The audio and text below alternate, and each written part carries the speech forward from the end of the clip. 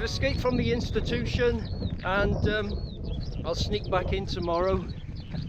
But I'm on the southern part of Dartmoor at the moment. I'm going to do a wild camp and I'm going to make my way to the Letterbox Memorial and have a look at that.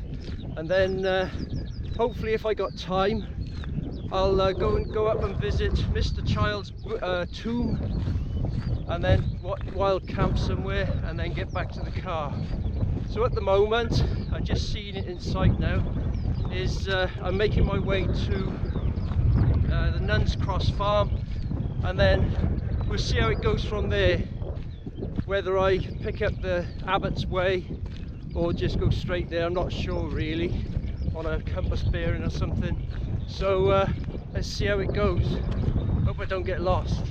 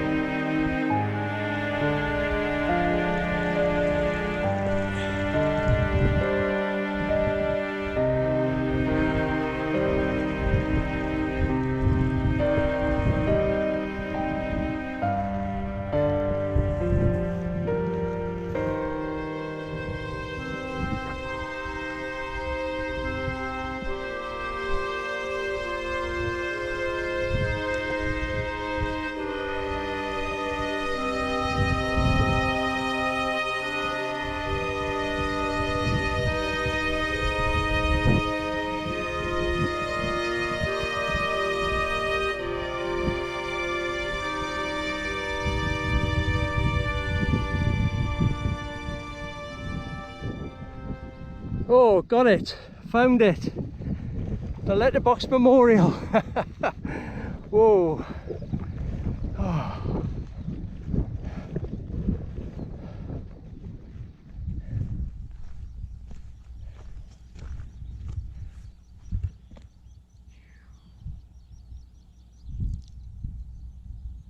There, let's have a cup of tea and let's see what's in this little cupboard.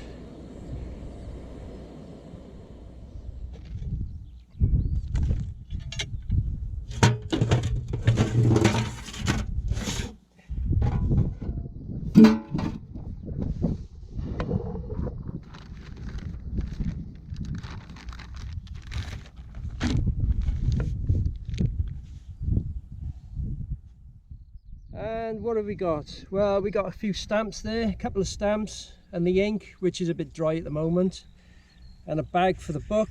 Here's the book. I wrote my bit in it, and you got a bit of writing there. This first letterbox was placed here in 1938. 1938, how about that? And I got me map stamped as well. Ink's a bit dry, never mind. So I'll put this all away and then carry on camping, I suppose. Carry on walking.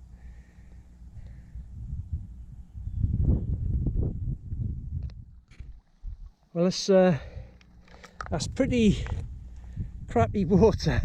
It might be a little bit of mud or peat, I don't know. But I'll put it in for now. Give it an old filter and see if I come across some better water. Right, I've just come from over there, not far, from the Letterbox Memorial, and this post is marked on the map. We need to go in that direction, but there's supposed to be a path just over there, and that was the problem last time. There wasn't a path, so let's see if there is a path this time. Right, there's the post, if you can see that, and this is it. This is a bit of a track, and it seems the right distance away from what it said on the map, so let's see how it goes.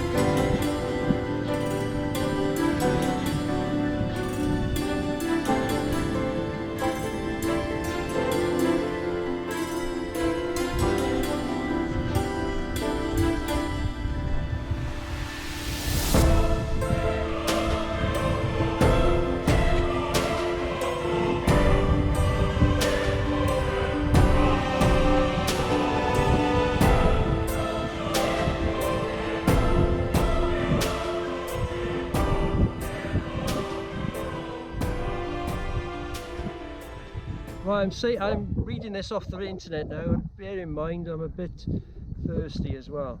Right, it says on the internet, this ancient cross is said to be the legend to be the tomb of Childe the Hunter, Childe spelled with an E at the end, who was a wealthy Saxon lord who loved the thrill of the chase.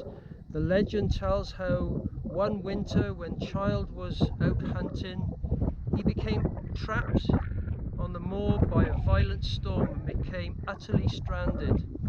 In order to stay alive, he disemboweled his horse and crept inside its carcass in the hope to keep warm.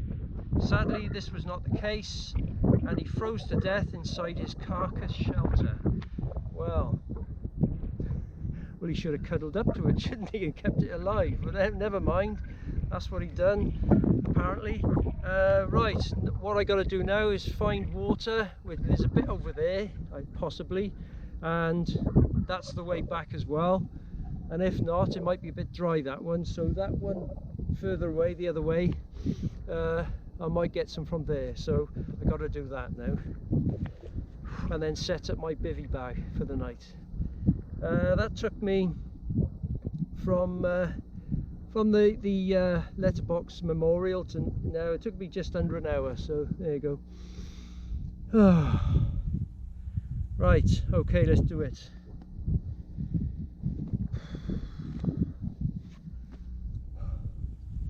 There you are, that looks a bit better, doesn't it? A bit more healthier. So I got a load in there, I'll get some in there. I've also got some in here in my Oatly bag, and as it happens, if you didn't know, the Sawyer mini filter fits this as well, so I can put a little bit of dirty water in there as well. So there you go, so I'll set that up now.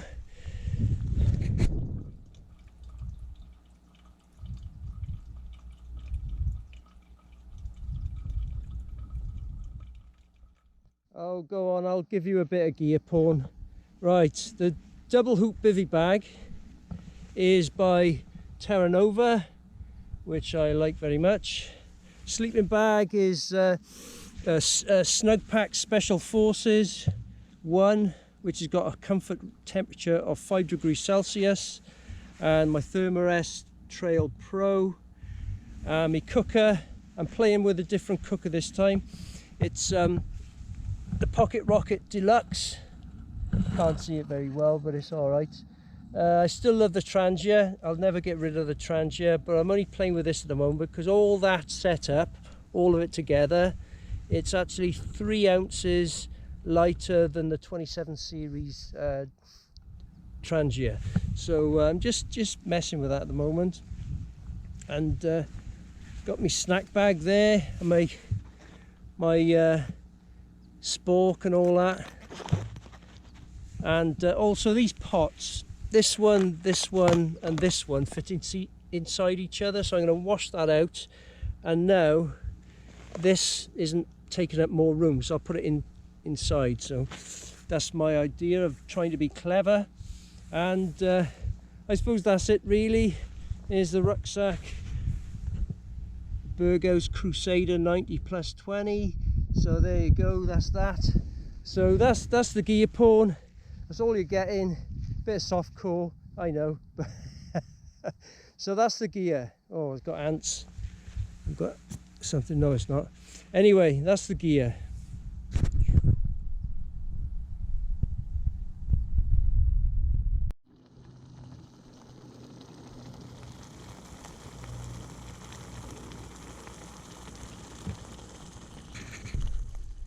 Just a couple of things. The Pocket Rocket Deluxe is really good cooker, and a very fast boiler and all that, but even on low it will sort of scorch, you know, burn the food, you know, because, you know, it's all right with noodles and stuff, or tea, you know, water, but it's a bit fast for my liking, and speed is not really my thing. Also bivvy bags, right. On the last video I done a river cross, okay, and I said that the British Army bivvy bag was really good, and the hooped ones with zips and all that wasn't so good. You can't use them. for river crossing, because the water will get in the vents at the one side and the zips on the other and what have you, unless you really tie it up tight on both ends. So I don't want to contradict myself, right, because I've got this, I'm using the double loop bivvy bag with it, and it's got a vent on the one side and a zip on the other. So what would I do if I had to do a river cross with the gear I've got here today? And the simple answer is, I've got a rain cover in there, and what I would do is use that.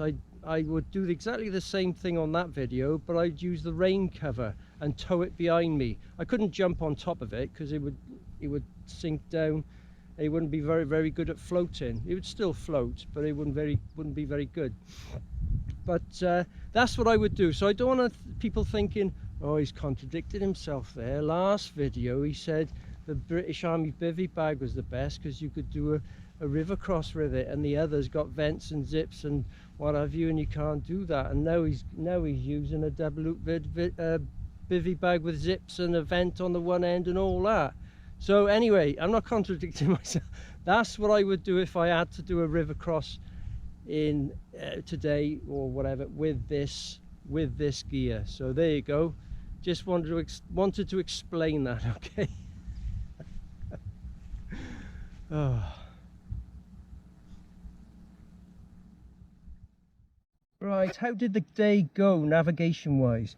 I just wanted to explain from Nuns Cross Farm, from here I took this path this way, and it petered out in the end. It disappeared. I didn't know where I was. I knew I was going in the right direction, but I didn't know where to turn right.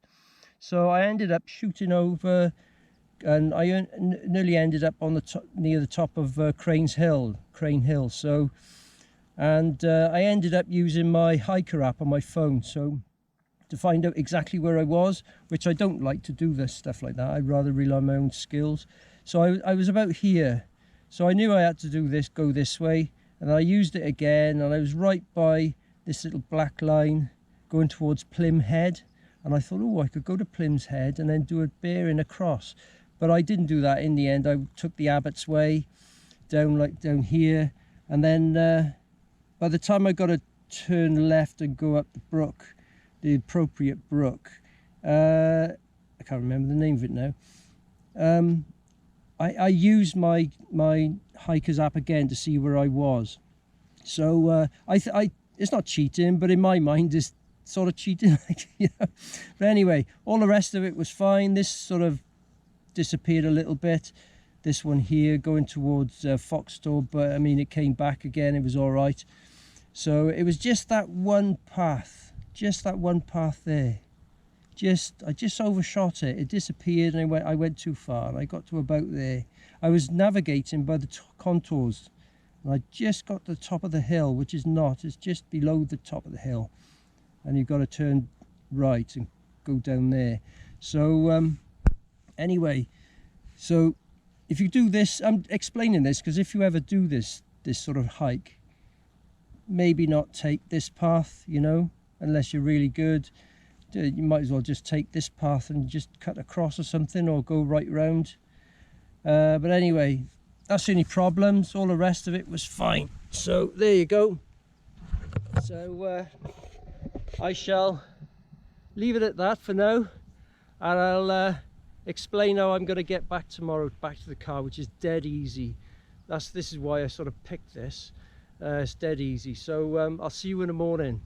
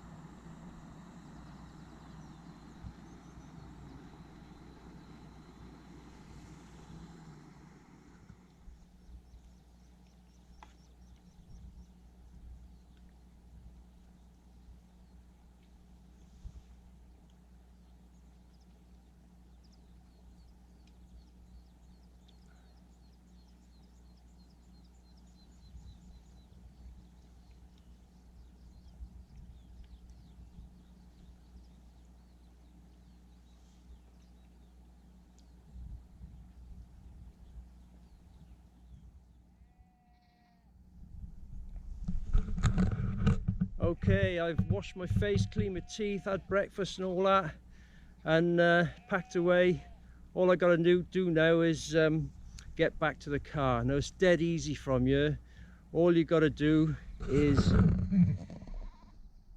follow that field boundary line all the way to Nuns Cross Farm, and that's it. And then you can get back to your car then, and hopefully there'll be a nice path like there is just on the other side of the field boundary. So all I gotta say is like, share, subscribe if you want, and have a nice life and all that. Cheers.